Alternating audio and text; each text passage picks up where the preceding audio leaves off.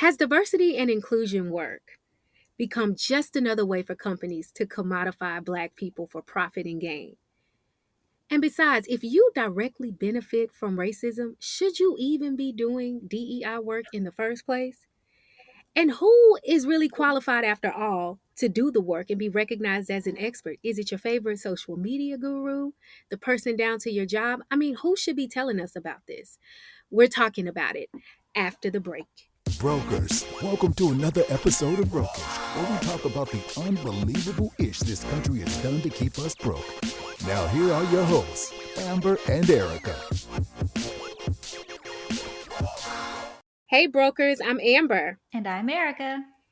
And pull up a seat. We are doing your favorite DEI corny workshop today. Oh no. So, yes, we are the world. Yes. No, but seriously, we're not doing that because you probably did that at work today. And it's Black History Month. So, and you probably did it yesterday too. But today we are talking about DEI and we're talking about where it came from, what it is. Do we like it? Do we love it? Are we sick of it? Do we want some more of it?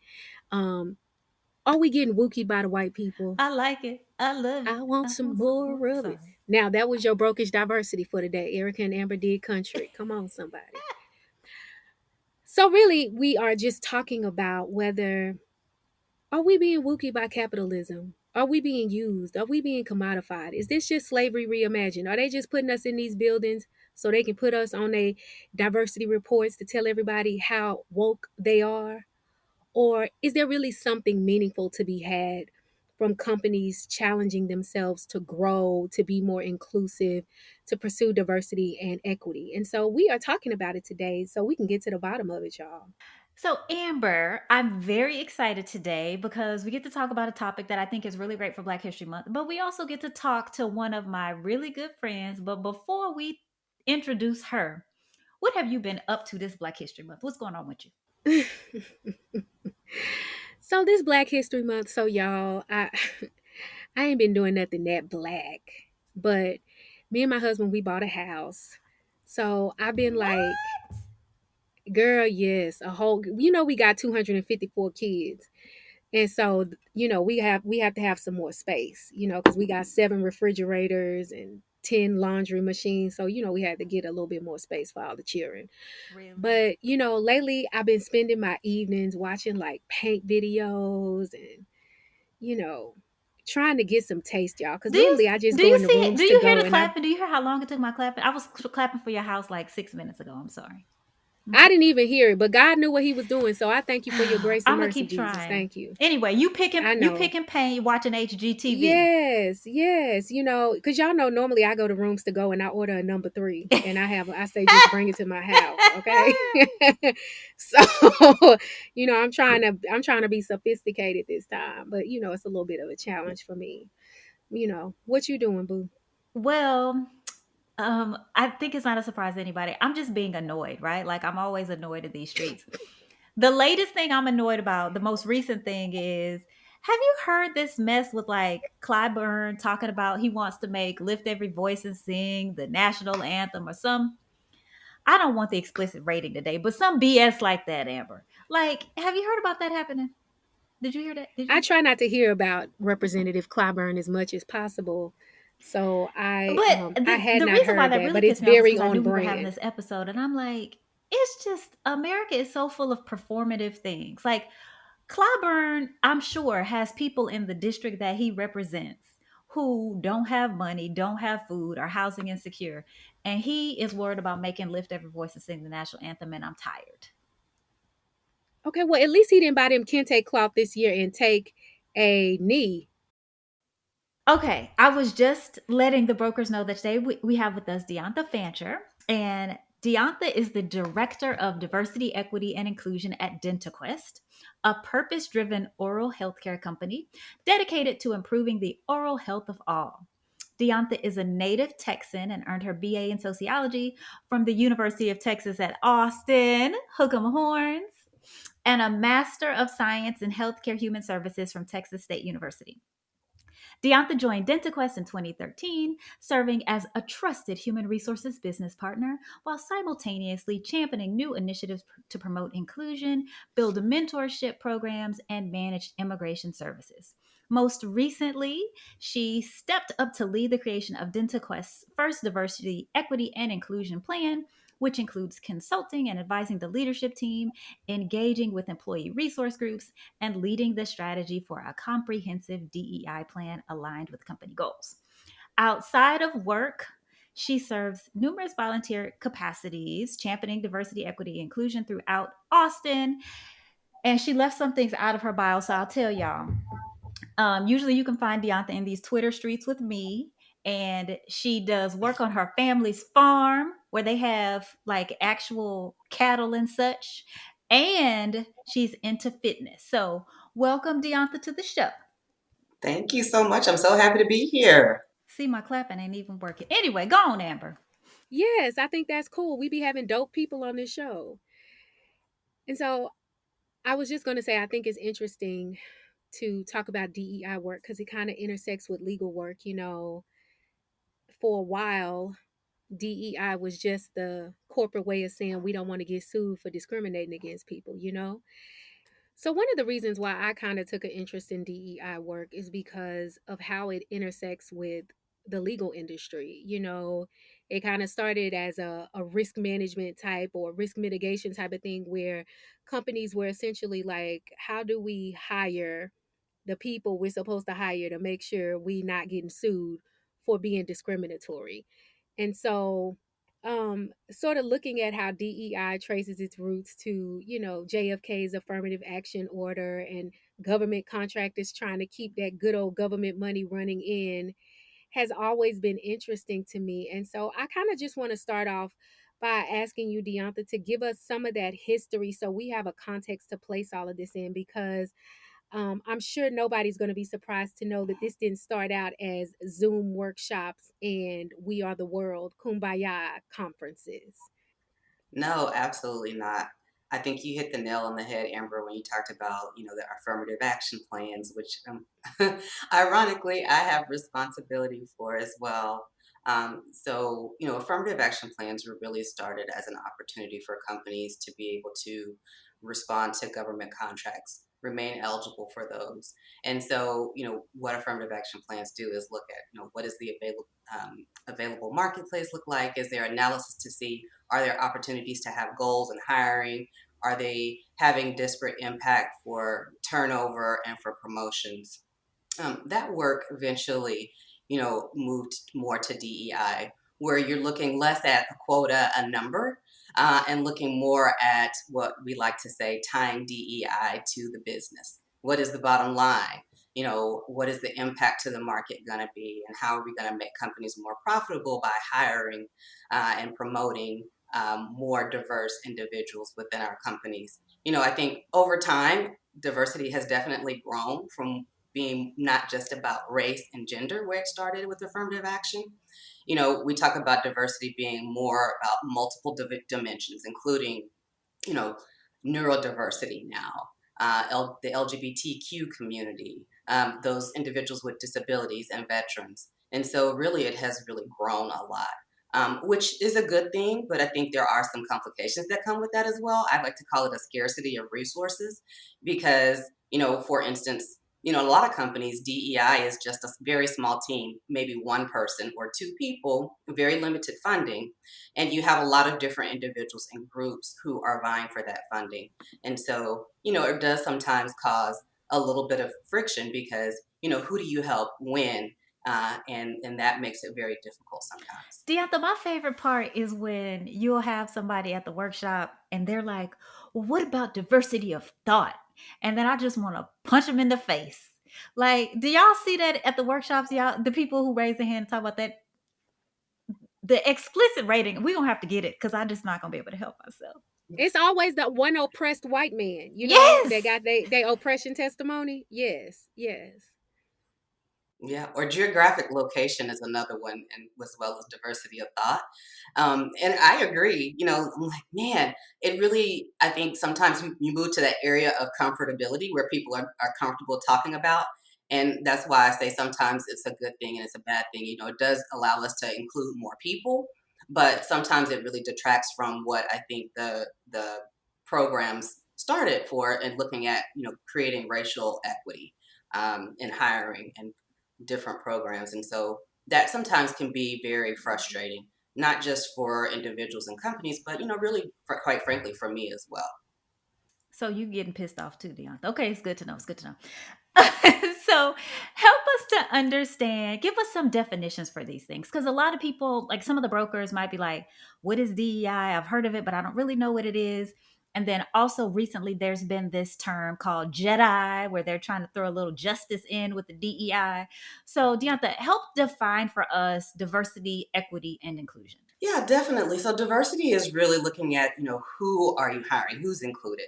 So, one of the analogies I often hear used is you think about a coloring box. We got this coloring box. You want to make sure you don't just get the 8 pack. We're getting the larger pack with all the different colors. And then inclusion is looking at, okay, you're not just using one color. You want to include a lot of the different colors and make sure that you're including, everyone in that box, as many people as possible. And then equity, when you think about equity, it's like we don't want to just color with one color or two colors, in one section. We want to blend everything together. We want to make sure that everyone has access, and fair access and opportunity, to be able to grow and develop, and access to resources. So what's interesting is, everybody talks a lot about the D in the DE and I.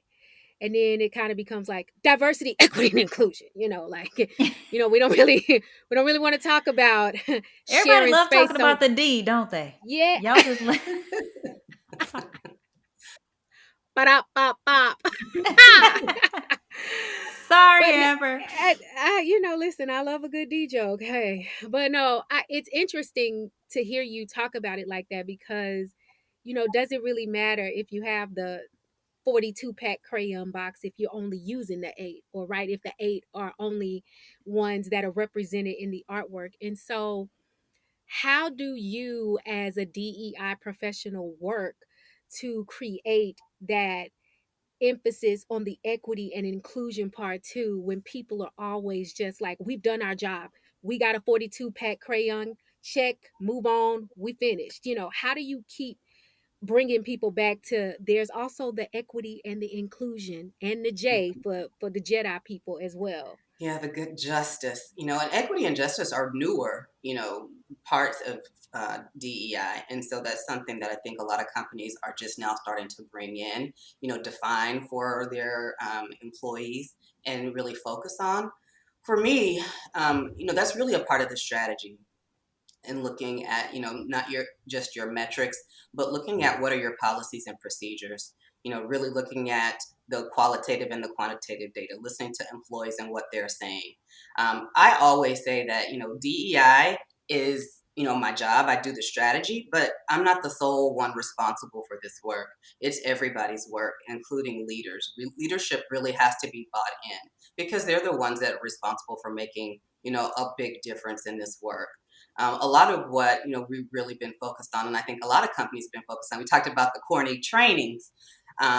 Is, I think, what's been good the last couple of years, since the murder of George Floyd, is this uncomfortableness in these conversations, and having these conversations about racism, and hearing from people of, like Black and brown people who have been the target of racism, because that is what's so important when you talk about equity, and really having those conversations that challenge what have been the norms in corporate America.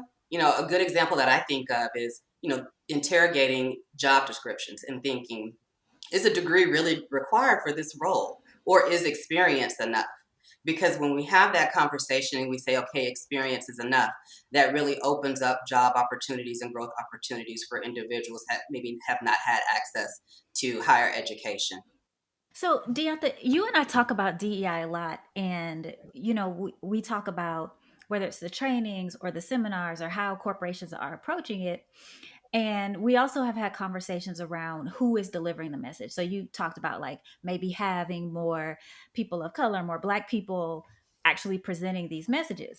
But we know that there have also been some other folks who have been profiting off of this DEI space, right? So, um, according to estimates, y'all's friend and author of White Fragility, Robin DiAngelo, right? So apparently she gets 20 or 30,000, and I think it's probably more than that Yeah. for I each of her agree. speaking engagements. I feel like this is a lowball estimate for Miss DiAngelo. I think she's doing better than that. Her book sold like 800,000 copies. And then, fortunately or unfortunately, after the death of George Floyd, all of these books were flying off the shelves, right? So this number is just going up. And so when we think about people like her, how do you feel about whether it's white folks or just other folks who really aren't disenfranchised becoming the faces and leading the efforts? Or do you kind of feel like, well, white people, that really is kind of y'all's business and y'all need to get your people together, gather them up, and teach them how it needs to go? So, what's your take on it? You know, it's a really interesting question because I do think that there's kind of a paradox there. Part of it is we heard from, Black people saying, I don't want to be responsible for educating you. This is not my work to do, it's your work to do. And I do feel like there's a big, component to that. There's got to be some individual curiosity and some individual work that you as a person have to do to really work at being anti-racist, and in recognizing bias and, overcoming that. But I do think that there is an opportunity and there is a space for, white thought leaders in DEI. We talked about a little bit before, DEI has moved beyond just race. And so there are intersections. But beyond that, it's the white experience with racism as well. My problem is I think that there should not be solely the people that are called on. And if I see a panel where it's, a conversation about race and it's all white people on the panel, I don't even listen engaged in it because you've not been a target of racism. You don't have the experiences that a Black or brown person has. And where's the equity? Where's the person that's acting as an ally on that panel to say someone that has this lived experience should be here having this conversation? Absolutely. So are you going out there telling people this? See, that's, of course, the problem with corporate America, right? I think we have so many of the answers, but because people like to eat, right? Like we need paychecks, and especially Black people need paychecks. It's hard to push back on the system that's feeding you. So how do you sort of walk that tightrope of being able to say, no, you said you signed up for this. You hired me. I'm a director of DEI, but then what are the tangible things, and how do you push back against what I'm going to assume is not always the momentum in your favor? Yeah, sometimes it's frustrating. I mean, I call you sometimes. But I think you pick and you choose your battles. And I think that this is not just for me, but any Black leaders. I've had Black leaders throughout my career that came up to me because I started in HR. Oh, there's somebody in Black in HR now. We need to do something for diversity and inclusion. And that happened to me when I was an HR assistant, from a vice president of the company. I'm like, but you hire people every day. So there's got to be some accountability for leaders, not just white leaders, but Black and brown leaders as well, to say, you know what, I'm hiring people. I want to make sure that we're hiring from this historically Black college, from this Hispanic serving institution. I want to make sure that we're including these individuals. And so those are the ways that we all can come together and we can all make a difference. As far as these panels and different things, because I'm responsible for bringing in guest speakers and even for looking at DEI consultants. And I make it my business to say, I go to their page to see the about us, their leadership team. Are the people that are talking to me on the phone Black and brown, but all your leadership is white? Because then I'm going to ask you about that. I'm going to ask you about your DEI efforts, because this isn't just about, what you can help me to do. I want to know what work you're doing, because just because you're a consultant and you do this work doesn't mean that you are doing it well within your own organization. Yeah. And just sort of as an extension of that, like the idea that we are creating a commitment and walking out that commitment, do you find that it's challenging? Because like I know I do diversity work within my company, and one of the things that frustrates me is I feel like we talk a lot about the fruit but not the root. And to me, there just seems like there is a direct conflict between true diversity, equity, and inclusion and racial capitalism. And I feel like there is a wheel spinning that happens because it's like, unless you're willing to dig down into them roots and talk about how you make the money you make, how you spend the money you spend, the historical way that this company has come to be on the backs of Black, Brown, Indigenous communities, the ways that this product has been used to marginalize and otherize LGBTQ people. Like, to me, there is a deep frustration I have that there is a very superficial way we engage this. And so, how do we really encourage companies to go deep and see that this is like a comprehensive part of a larger thing, not just sort of like you said, the two Black people who sit in the room on the HR suite who are supposed to put together the Black History program and the Veterans Day programs and the Pride Month stuff. Like, it can't just be that, and that is a frustration I have. And I don't know what to do with it. Yeah, I don't either, quite frankly, because those are the types of conversations that are difficult to have. You have to have, this new term, psychological safety, to be able to have that conversation with people on your team and your leadership team. We can't get past having conversations about bias and a video about 1,000 paper cuts without people saying, I don't know what I can say now, and them having that uncomfortability to even get to that deeper level of the root cause issues. And then I think, especially right now with the tone of the country and, all the about Yeah. CRT, the pushback on CRT, and is Black History Month, talking about Black History Month or MLK Day, is that CRT? What impact is that going to have on our ability to really get to some of these root cause issues and really make an impact? I Yeah. feel like we can't really ever do that because companies are not incentivized to really solve this problem. I just feel like we're not. I think it's cute now to sort of admire the problem. Oh, this is a really nice one to solve. But I don't think there's any real incentive for companies to do that. I mean, everybody's still gonna make their money, whether whoever the worker bees are for them. And I just feel like we can't ever get there. But y'all, if I might, can I share my favorite mess of a DEI story? Please. I have one if I could share Go it. Okay. ahead. Especially because I feel like it's one of these topics that's come up in Black History Month. So the other thing about Deonta that I didn't mention is Deonta likes sports a lot, right? So she's a sports girl. I am not. But back when I was working, so this was a couple years ago actually. So I was working at this company and they were doing all of these DEI initiatives. And, they like to bring out stars and have them come talk to y'all. So they bring out Brian Flores. And so I don't know who Brian Flores is. So I'm texting Deonta. I'm like, Deonta, there's this guy who's this head coach in the NFL. His name is Brian Flores. Have you ever heard of him? And she's like, yes. And so, we're texting back and forth. So I'm like, he's speaking at the panel. Or it's not even a panel, it's a conversation just with him. So this man gets to talking, and then the moderator, who is a Black woman, she asked him about what did he think about sort of George Floyd's death and, how all of that went down, especially with the team members and the folks on his team. And he said, well, after all that, my first thought was for the white players because I didn't want them to feel like cast aside. Right.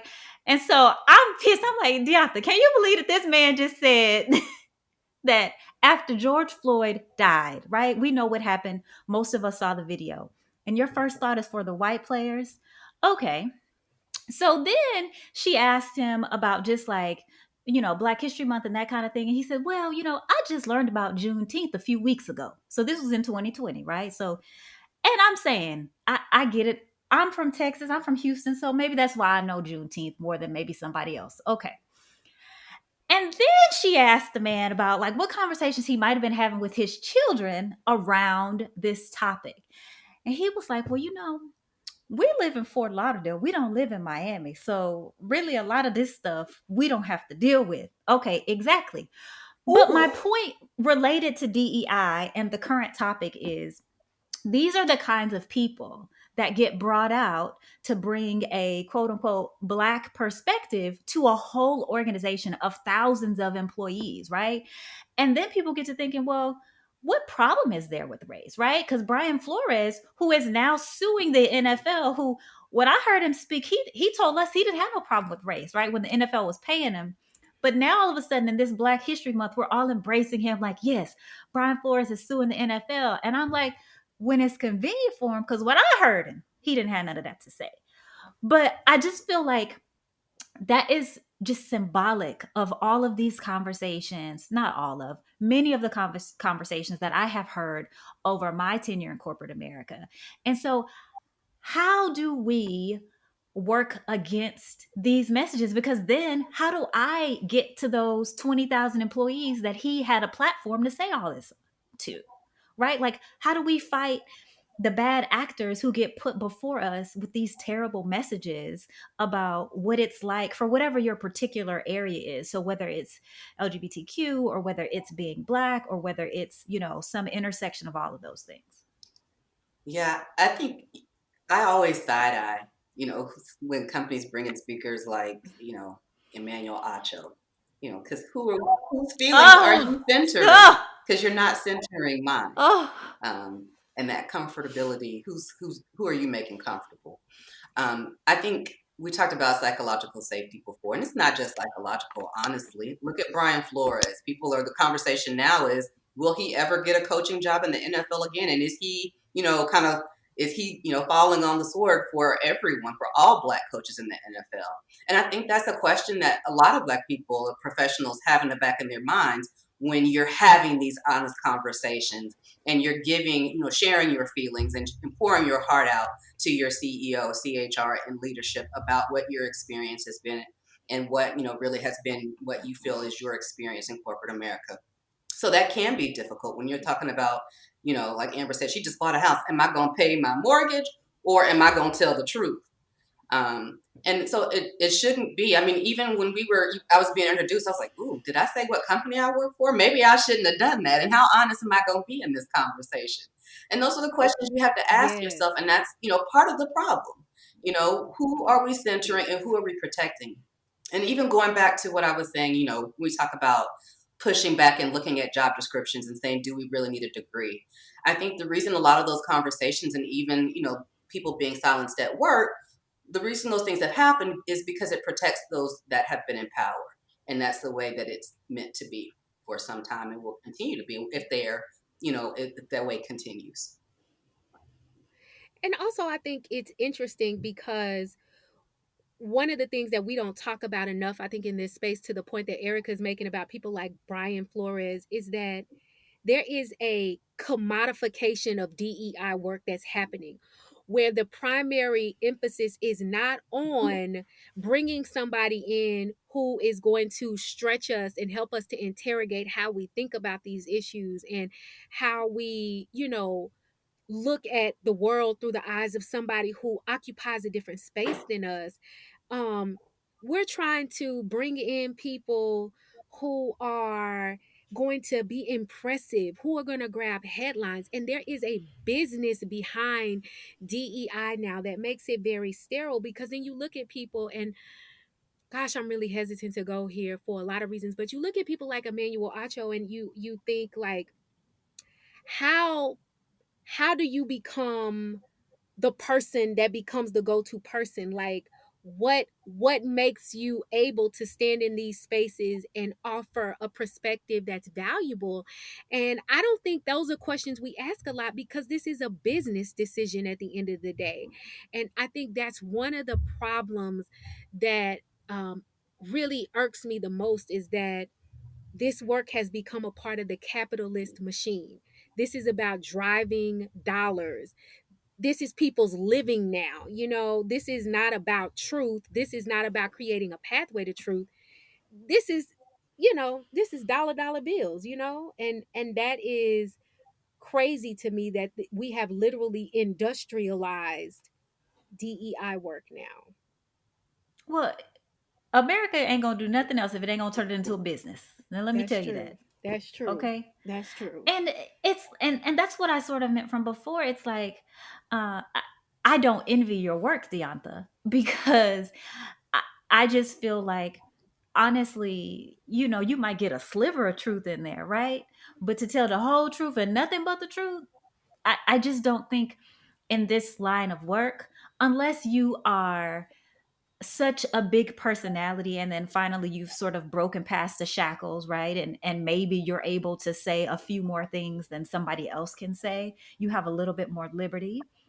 But I think that's part of it, right? So it's kind of like, okay, I'm gonna put you out here and I'm gonna let you say just enough, but come on back real quick. And that's the part that makes the work, to at least from an outside observer, it makes it a bit sad because it's just like, how do you ever really get there? I mean, if nothing Yeah. else, you have in your back pocket are metrics and data. I mean, we look at companies that some of these tech companies have been publishing and being transparent with their data for some time, and showing that they've had a DEI plan in place.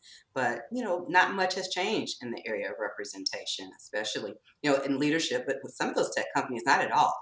And so when you go into these conversations and you're talking about why we need to maybe look at a policy on you know, who we're promoting or who's being hired. And you hear, well, everyone is responsible for their own career. You're responsible for your own development. Yeah, that sounds great. That's been, the mantra in corporate America for years. But how has that worked out?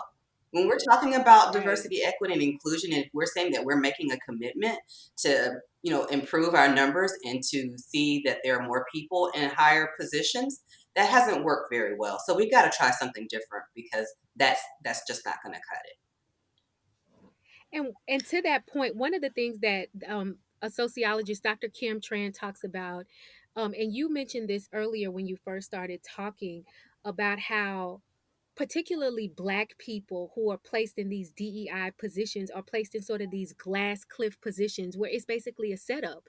So it's a very metric driven, data driven evaluation, and you are given this impossible task to go in and DEI a whole company with a lack of funding, a lack of staff, a lack of support, Participation. a lack of participation, and a lack of resources. And then when the data comes back and it looks the same, it's like, well, the Black person failed. They didn't DEI us enough. So now you got to go. And it just seems like a self fulfilling prophecy, of why you need the work in the first place, of putting Black bodies, brown bodies, marginalized bodies in the impossible situation of doing work that your funding suggests you really don't care if it get done or not. But then you hold them to these impossible standards by looking at all of these metrics and data that doesn't show what you wanted to show, because you want a person to do like a Herculean task with a Happy Meal budget. Right. You feel like you're putting the plane together as you're flying it. And it can be difficult, very difficult. Well, Deonta, I don't want it to all be doom and gloom. So, can you point us to some bright spots, some things that you've done personally, or some things that you've seen work in the space? Yeah, I think first of all, what I would say is, I think there's been some really inspiring and visionary work that's being done in DEI, since the murder of George Floyd. I think I've seen some companies large and small, that are really putting together some programs and taking some steps to try things that are going to help to bring people and from customer service jobs, for instance, into like their IT department, and different things like that. So I think that is really, really, it's good to see, and I hope it continues. I think one thing that has been missing, and I think one of you touched on it earlier, is that point of accountability. What accountability is there going to be for companies to be able to make progress, measurable progress, on these commitments that they've made beyond the performative statements that they've done? And, let's cross our arms and say we are supporting diversity and put it on our social media page. That's going to be really, really key. To this point, I think I've seen accountability and I've seen companies continuing to invest in DEI longer than I thought, honestly, that they would when this whole DEI rush came in 2020. So I think those for me are some positive signs. And I know one of the things that we were learning when we did research for this episode is that the money has increased. So one of the things that I learned from an article is that in 2017 there was about $8 billion in diversity spend, and then by the time that the measure was taken again, 2 months after George Floyd died, that had quadrupled to almost 32 billion with a B, excuse me, dollars. And so the question I have is, how do we direct that money in a way that reflects the statements that are coming out, where it's not just, we gave, money to the black people we seen on CNN, or, we just, how do we make sure that that money is not just getting lost in the capitalist black hole of America, and that it is really going to do the work that these companies say they're committed to doing, and not to hiring Brian Flores. I think a lot of the money went to Black Lives Matter. If uh, Woo! if you want to talk about it, and I just want to know Woo! where it is. Woo! Where is it? Woo! And that does not help at all. But I think one of the things that I think a lot of companies are doing is they're working through their ERGs, which can kind of be problematic in of itself. Tell us what Employee ERGs are, resource Deonta. groups or business resource groups or inclusion networks. It's groups of employees that are working in conjunction with DEI or helping to advance DEI initiatives within the company. So give us an example, like the Black Employee Group, The or Black Employee Group or each ERG would have a budget for nonprofits and donations, and they make the decision on those organizations that they're donating to. Now, they might have some criteria or guidelines. For instance, we want to make sure that we are giving to a 501c3 in the US, globally, that is related to these different, like maybe career. We want to help those individuals and underserved communities to with different new pathways into, if we're a oral healthcare company, in the dental field. So that's an example. Giving money to the NAACP Legal Defense Fund, where a company may not have done that in the past, they can rely on their employee resource groups to say, this is an organization that we feel like we need to give money to, to support, the causes that they are looking to support and they're fighting on behalf of our community. And part of that is under companies' new initiatives, those ESG, environmental safety and governance. I think, which is another good thing, where companies are looking more like is going to make our employees feel safe in their communities. What are the policies that are Hmm. harmful to our employees? making people have to work in the office when they don't really have to. That's harmful to the people. Yeah. That is.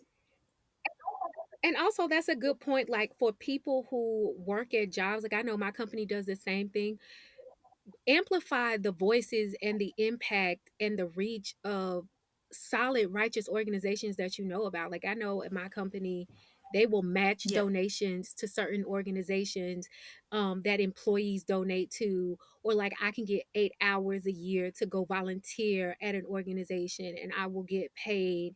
And the organization will also get a donation. So, like, if you know places that are small that will probably never make it to the radar of a place where you work, make sure you take the names back. Like, I know we recently did an episode about land lost, and Kavan and Ashanti from Where Is My Land. Hey y'all, hey.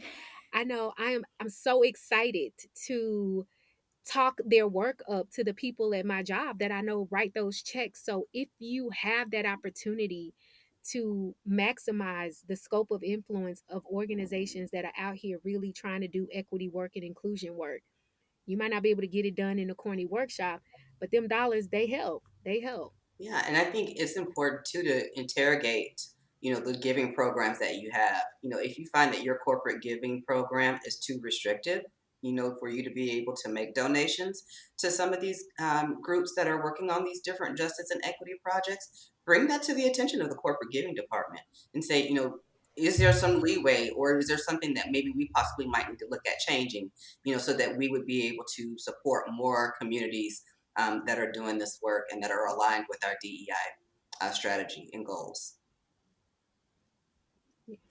So, Deonta, as we wrap things up for today, what what advice do you have for the brokers out here who, you've been telling us what DEI is, they're going to work every day. What advice do you have for people, like Amber just mentioned, one of the things is corporate giving. Are there other things that folks can do within their own jobs and their own spaces to advance the DEI work? And for people who aren't fatalists like I am, who are like, this thing ain't never going to work, let's give people some hope. What can they do? I'd say, first of all, just, participate, be vocal if you are safe being vocal, first of all. I don't want anyone to lose their job over being vocal. But, if you work for a company that is empowering people to have conversations, be vocal and participate. One of the things that I find most frustrating is, groups that will get together and, complain and have valid concerns, but they don't bring them to anyone's attention. It's kind of like the squeaky wheel gets the oil. So, it's important to, find someone you trust, understand your organization and how things get done, but, make sure that you're bringing and highlighting concerns to the attention of the leadership team.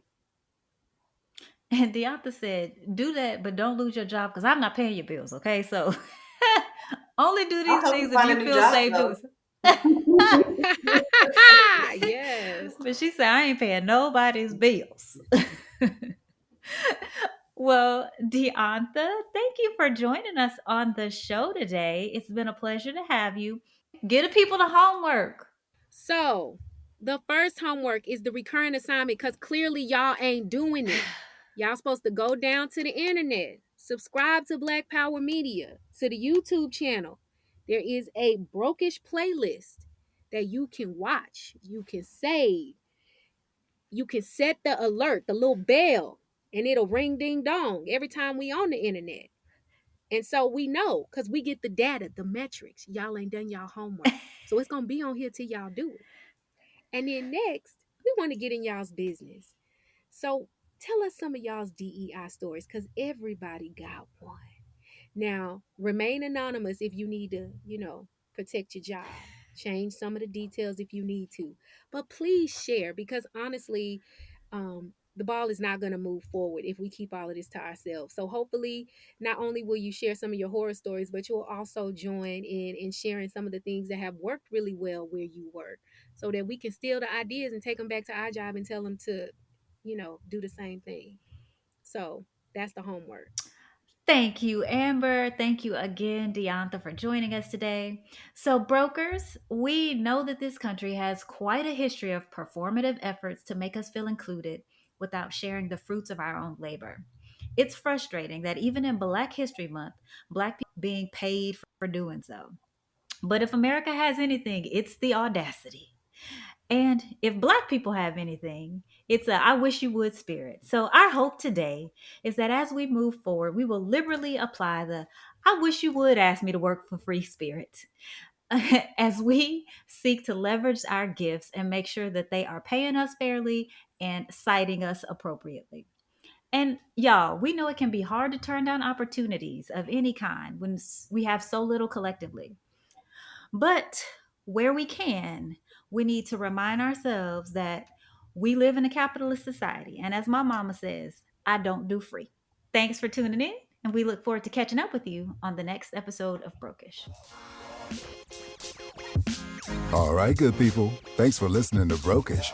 For more episodes, visit us at brokish.com or subscribe, and Brokish will get direct deposited into your favorite podcast app on the 1st and 15th. Share Brokish with your friends and join the conversation on Twitter, Facebook, and Instagram.